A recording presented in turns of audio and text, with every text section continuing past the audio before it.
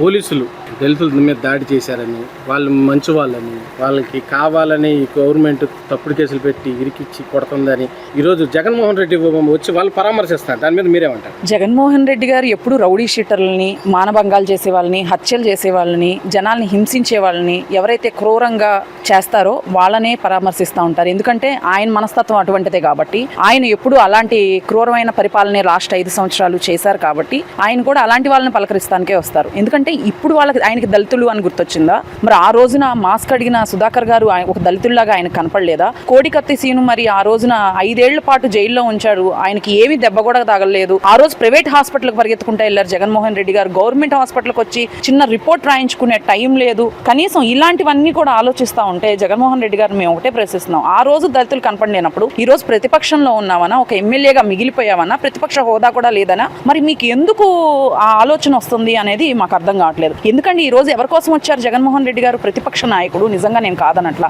5 ఏళ్లలో పరాదాలు కట్టుకొని తిరిగిన జగన్మోహన్ రెడ్డి ఆ రోజుల్లో ఎన్ని దారుణాలు జరిగినా, నిజంగా తాడేపల్లికి కొద్ది దూరంలోనే ఒక మహిళపై, ఒక దళిత మహిళపై మానభంగం జరిగి ఆయన ఉన్నప్పుడే ఆ రోజు దిశ చట్టాలను పెట్టారు, దశ మారిపోయిద్దని చెప్పారు, దిశ పోలీస్ స్టేషన్లను పెట్టారు. ఇన్ని పెట్టి జగన్మోహన్ రెడ్డి గారు పక్కనే తాడేపల్లి కొంపకి పక్కనే ఉన్న మహిళను పరామర్శించడానికి నీకు టైం లేదే? ఆ రోజు పబ్జీ ఆడుకుంటా కొంపలో కూర్చున్నావే. మరి ఈ రోజున హుటాహుటినా వచ్చి తెనాలిలో ఒక గంజాయి ముక్క రౌడీ షీటర్లు, ఒక దళితుడిని చంపి కేసుల్లో పరారైన వాళ్ళు కూడా ఉన్నారు అందులో, ఆ ముగ్గురులో ఒకళ్ళు.